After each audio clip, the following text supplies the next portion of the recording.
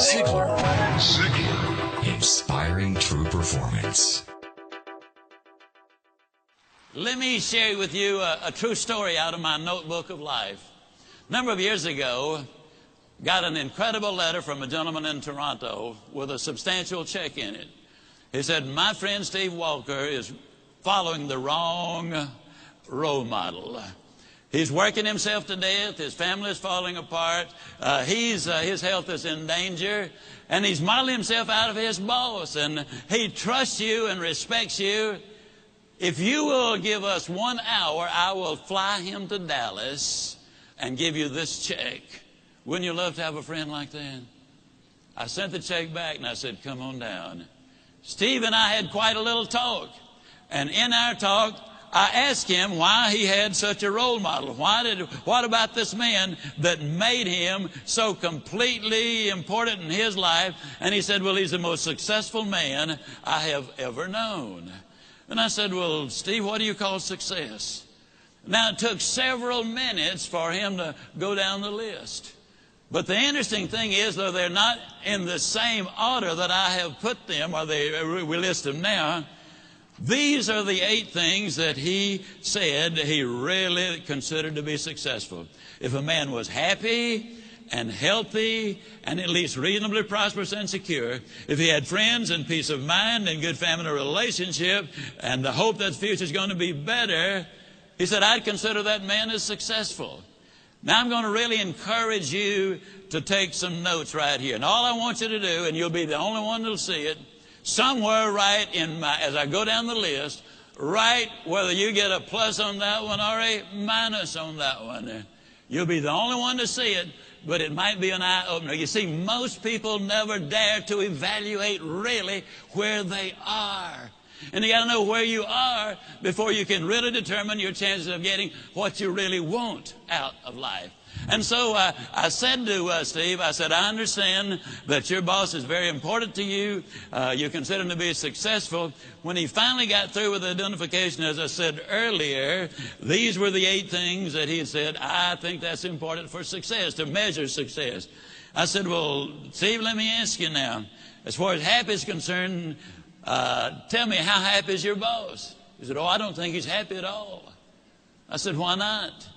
He said, well, I've never heard him laugh, and he seldom smiles, and besides that, he's got ulcers.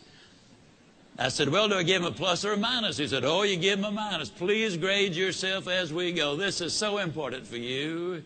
Then I said, that also tells me something about his health if he's got those ulcers. Do I give him a plus or a minus? He said, you give him a minus. I said, that also says something, Steve, about his peace of mind, because you don't get ulcers because of what you eat, but what's eating you. I said, do we give him a plus or a minus? He said, we give him a minus. I said, Steve, I've asked you one question about what success is, what balance is, what's important to you. One question, and your boss comes up with 3 minuses. I said, tell me how prosperous he is. He said, man, he's got money running out of his ears, and he's getting more every day. I said, we give him a plus on that one, don't we? He said, we sure do. I said, how secure is your boss? He said, well, he's as secure as money can make you. And I said, well, Steve, let me ask you, did you read where 2 billionaire brothers here in Dallas went bankrupt? I said, how does your boss compare? Oh, man, he doesn't have that kind of money. Did you read where our ex-governor was worth $100 million at one point? He's now bankrupt. How does your boss compare? Oh, he doesn't have that kind of money. Now, understand, Steve equated security with corporate position and bucks in the bank.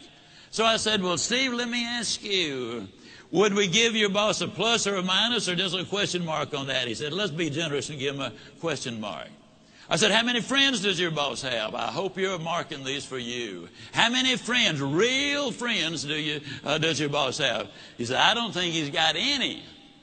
I'm not his friend. I just happen to admire the guy. To tell you the truth, he's somewhat of a jerk. And I said, okay, we give him a minus on that one. I said, tell me about his family. And he said, well, his wife's divorcing him. Well, that one's easy to answer. I said, how much hope does he have for the future? He said, well, before I started talking to you, I thought he had a lot. But right now, I don't think he's got any. Why did that statement come forth? Because for the first time, he had evaluated it. That's what we need to do. Evaluate where we are. Are we investing our time properly, using our resources properly? What will the end results be? Well, then I said to Steve when that was over, we give him the minus there.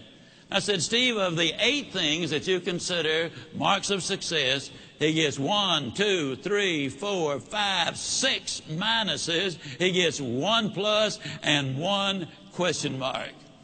I asked Steve a question. I'm going to ask you the same question.